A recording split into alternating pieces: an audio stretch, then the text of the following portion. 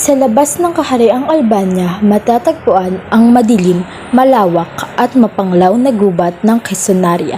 Rito ay may isang lalaking mala-Adonis ang tindig na nakagapos sa puno ng Hireka.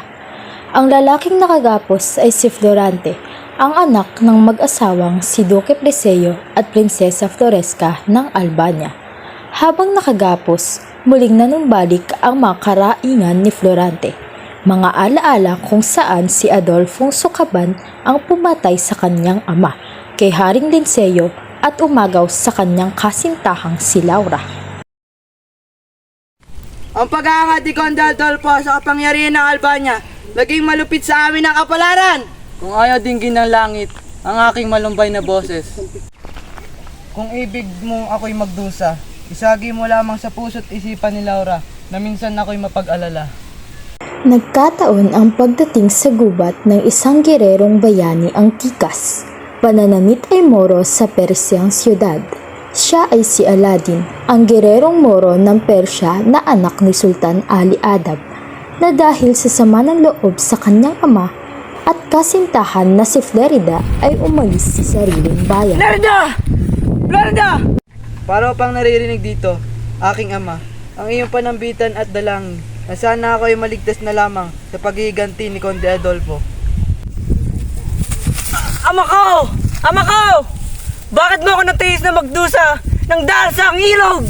Di yata't ikaw na rin ang umagaw sa aking kaligayahan. Ay mahal kong Laura, paalam na ang abang, sinta mong kinulang palad. Gayon man ay, dinangad ko rin ang iyong kaligayahan.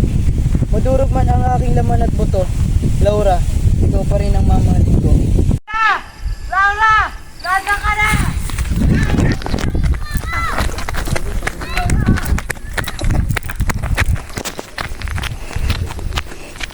Anong nangyari sa iyo? Ligtas ka na sa panganib at sa sakit na nakikita mo na ako isang Moro. Tayo lumipat ng bato at kumain at magpahinga.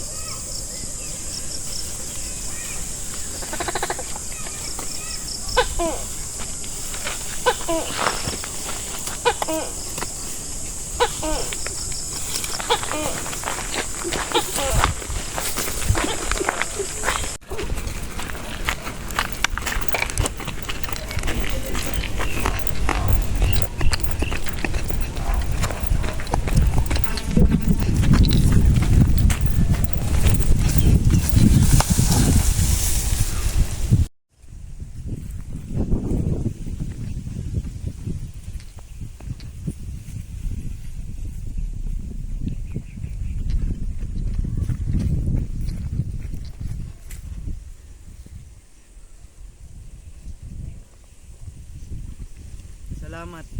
Ano kaya may gaganti ko sa iyong kabutihang ipinagkaloob? Naniniwala ako na hindi ka magalang sa akin. Bagamat ako ay nakikita mo isang Moro lamang. Nais kong ipagtapat mo ang lahat ng iyong damdamin upang hanggat maaga pa na ako ay makatulong. Umid ang aking dila magpahayag na malaking pagtanaw ng utang na loob, kaya't di lamang ang aking pagdurusa ang aking yahayag, kundi simulat sa pool sa aking pagkabata. Ang pangalay ko'y Florante at ako'y nakatira sa Albania. Ang ama ko'y si Duque Preseo at ang mahal kong ina na si Prinsesa Floresca na mula sa Crotona. Noong ako'y bata pa, kamuntikan na akong kunin ng buitring ibon. Ngunit nakita ito ng pinsan ko na sa Menalipo at pinana niya ito. Nang ako'y tumungtong sa ikalabing isang taong gulang, ako'y pinilit ng aking ama na ako'y mag-aral sa Atinas.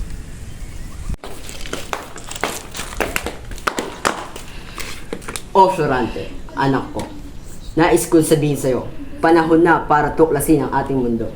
Dagdagan ang kalaman at dungo mo na pumapaksa sa ating mundo. Matutupad ay ninanais pinamahal kong ama. Karunungan kapangyarihan na dapat tinamasa. Pagtutol may hindi ko sinagi sa aking isipan. Pagkat kagalakan kong matupad yaring kagustuhan. At Florante sa iyong pagtanggap, matupad daw ang iyong pangarap. Ika'y tutungo sa lungsod ng Atenas upang matuto at lumiwanag yaring landas. O Preseyong mahal ko, kailangan ibang lisanin niya ring reynong ito. Pag-aaral sa malayo maaaring magdulot ng lungkot, kaya't kung maaari paglisan ay iyong iudlot. Mas marami ang kanyang kaalaman na matututunan sa Atenas na lungsod ng karunungan. Kaya, sinta kong Flores ka, huwag kang mabahala para ito sa kabubuti niya. Kung ganoon, wala akong tutol. Florante, ang atensyon mo sanay sa pag-aaral ipukol. Alagaan ang sarili at laging tandaan. Pagbalik mo hihintayin ng Albanyang bayan.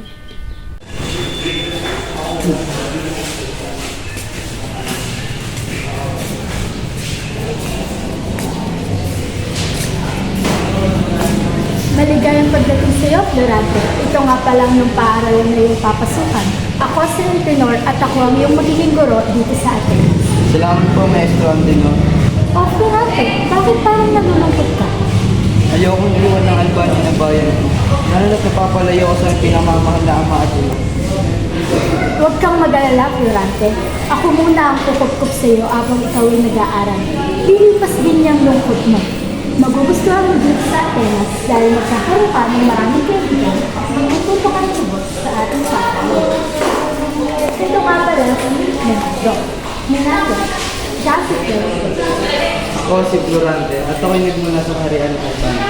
Ako naman si Menandro. Ako ay kaibigan mo, buhat niyan at ikaw ay kaibigan namin lahat. Mabuhay si Florante! Mabuhay! Hindi nagtagal, naging malapit na kaibigan ko si Menandro. Pagkatapos ng 6 na taon na pag-aaral ko sa Atenas, ang kahusayan ni Adolfo ay nakikita na rin sa akin ng aming maestro. Florante, ikaw ay nakikita ko na magaling sa astrolohiya, matematika at filosofiya. Salamat po, maestro. Tayo ngayon magkakaroon ng isang pagsasadula. Pagsasadula tungkol sa dalawang apo. Ang magtatanghal ay si Florante at Adolfo. Florante bilang isang Polynesian, Adolfo bilang Epicurus. Masusunod, maestro.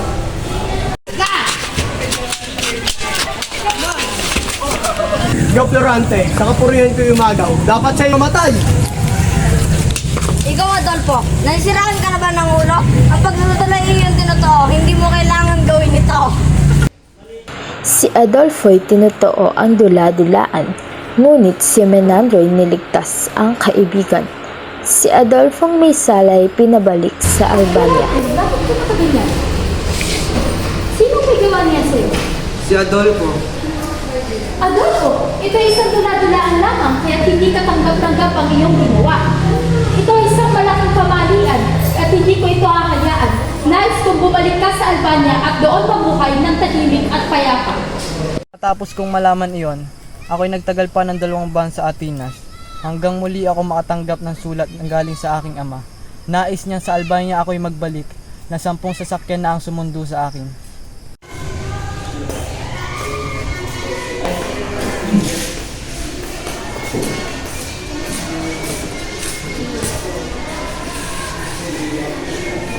Paalam na po, maestro. Florante, lagi mong tatandaan na kung isasalubong sa iyong pagdating ay isang masayang mukha't paggiliw. Lalo mong pag-iingatan ang kaaway na lihim. Siyang tandaan na laging kabakahin.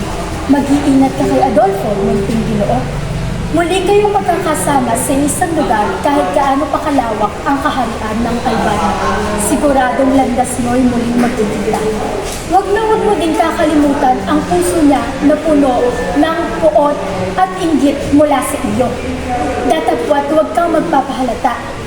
Tarok mo ang lalim sa kanyang sandatahi, lihim na yunda ng may pagtatanggol sa araw ng digma. At pagtapos na 1 pang taon sa Atenas, ako'y nakatanggap ng sulat na ang hatid ay masamang balita. Ang aking ina na pinakamamahal ay namatay, at ang liham ay nagmula sa aking butihing ama. O, Duke, sino ito? Mukha siyang isang bunying gerero. Sirbuto kong anak na nihandog sa mahal mong yapap. Ibilang sa isang basalyot alagad. Mabuting panahon, ang iyong pagdating, ikaw ang magiging pansamantalang general ng hukbo na dadalo sa Crotona laban sa mga Moro. Patunayan mo na ikaw ang matapang na gerero na magpapatunay ng kapangyarihan ng Haring Linceo. Masusunod, minamahal na hari. Nabalitaan ko kay Atenor nagpamalas ka ng aking kausayan sa Atenas. Walang duda na nagmana ka sa iyong ama. Kaya nalulugod kung ikaw ay makilala. Ibig ko nga palang ipakilala sa'yo, itong anak kong si Laura. Nang dumating ang dalawa sa palasyo, itong si Florante may nararamdaman.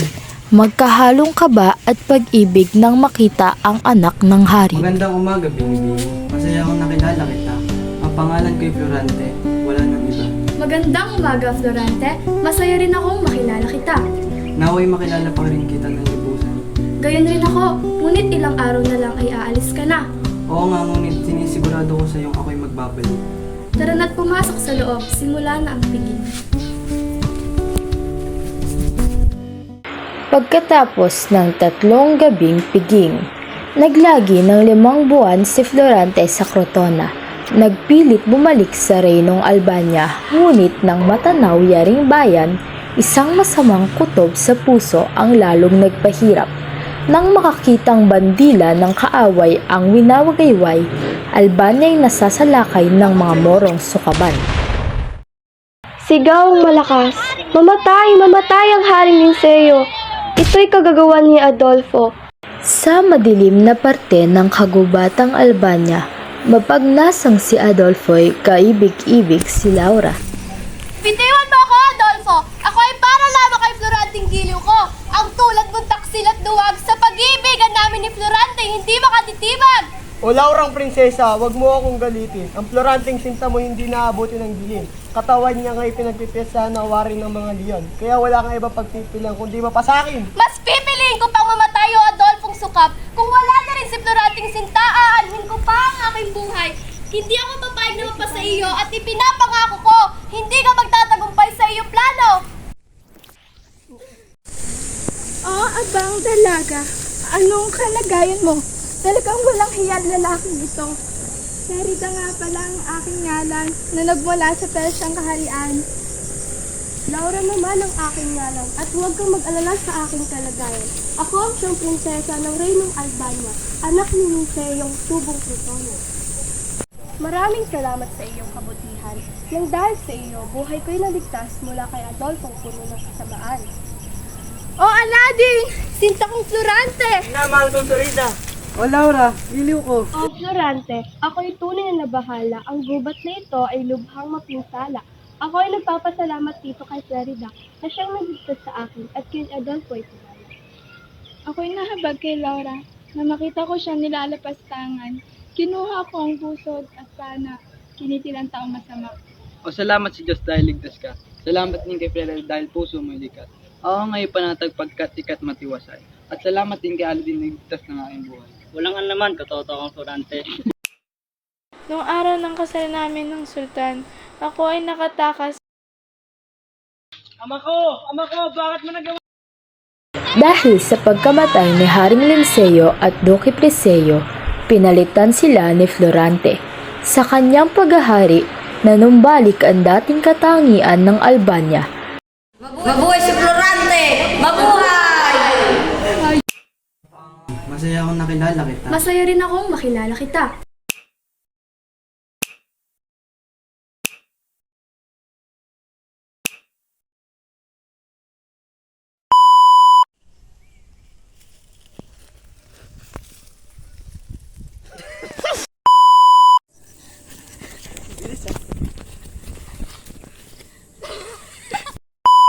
Ikaw Florante, sa Kapurento yung magaw, dapat sa'yo mamatay. Ikaw, Adolfo!